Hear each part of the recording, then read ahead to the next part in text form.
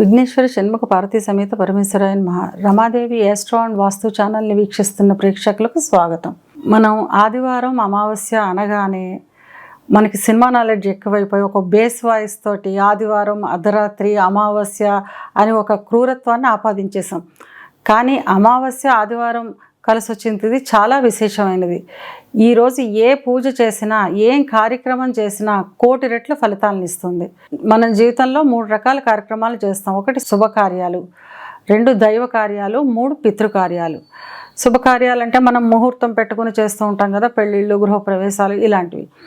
దైవ కార్యాలు అంటే దైవ సంబంధిత కార్యక్రమాలు, పూజలు, హోమాలు ఏంటి, అభిషేకాలు, అలా దైవానికి చేసే పూజలు అనమాట. పితృకార్యాలంటే పితృదేవతల గురించి తర్పణాలు ఇవ్వడం, పితృదేవత తిథి నిర్వర్తించడం ఇలాంటివి చేస్తాం కదా, అలాంటి వాటిని పితృకార్యాలు అంటారు. ఈ అమావాస్య ఆదివారం కలిసి వచ్చిన రోజున ఈ 3 కార్యాల్లో శుభకార్యాలు మాత్రమే చేయకూడదు. ఇంకా చేయవలసినవి ఏంటి అంటే పితృకార్యాలు, దైవ కార్యాలు. ఈ పితృకార్యాలు, దైవ కార్యాలు మనం ఏది చేసినా కోటి రెట్లు ఫలితాన్ని ఇస్తుందట. అయితే ఏం చెయ్యాలి అంటే, దైవ కార్యం చేయదలిచిన వాళ్ళు మీరు నిత్య పూజల్లో మీ వంశపారంపర్యం వచ్చే పూజలు ఏ పూజలు చేసుకుంటారో అవి చేసుకోండి.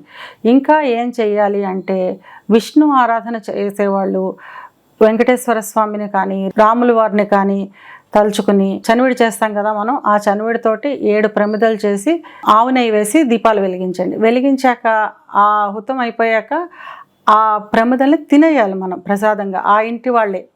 తినేయడం వల్ల కోటి రెట్లు ఫలితం వస్తుంటే, ఎప్పటి నుంచో మనకున్న దోషాలు పోయి మనకి జరగట్లేదు అనుకున్న పనులు ఉంటాయి కదా, మన ఇంట్లో ఈ శుభం జరగాలి ఇప్పుడు జరగట్లేదు, మనకు ఆ పని పోస్ట్పోన్ అయిపోతుంది అనుకునే పనులన్నీ జరుగుతాయట. శివారాధన చేసేవాళ్ళకి శివుడికి మారేడు దళాలతో అర్చన చేసి రుద్రాభిషేకం ఓపిక ఉన్న మేరకు ఏకరుద్రంతో కానీ ఏకాదశి రుద్రంతో కానీ శివుడికి అభిషేకం చేసి మారేడు దళాలతో అష్టోత్తరం చేయడం వల్ల కూడా మంచి ఫలితాలు ఉంటాయట. ఇకపోతే లక్ష్మీ పూజ. లక్ష్మీదేవికి మనం రోజు మామూలుగా అమావాస్య అంటేనే లక్ష్మీదేవికి ప్రీతికరమైన రోజు కనుక లక్ష్మిని మనం రోజు ఎలా అర్చించుకుంటున్నామో అలాగే అర్చించుకోవడం, లేదా కామాక్షి దీపం వెలిగించుకోవడం, లక్ష్మీ చతుర్వింశతి నామాలు ఉంటాయి, ఆ నామాలతో ఆవిడని పూజించడం వంటిది చేయాలి. ఇక పితృకార్యాల విషయానికి వస్తే, పితృదేవతల్ని తలుచుకొని తర్పణాలు వదులుతారు. ప్రతి అమావాస్యకి వదులుతారు, చాలామందికి ఆచారంగానే ఉంది. ప్రతి అమావాస్యకి మేము చెయ్యట్లేదు అనుకున్న వాళ్ళైనా ఈ ఒక్క అమావాస్యకి చేసిన అంతటి ఫలితం వస్తుందట.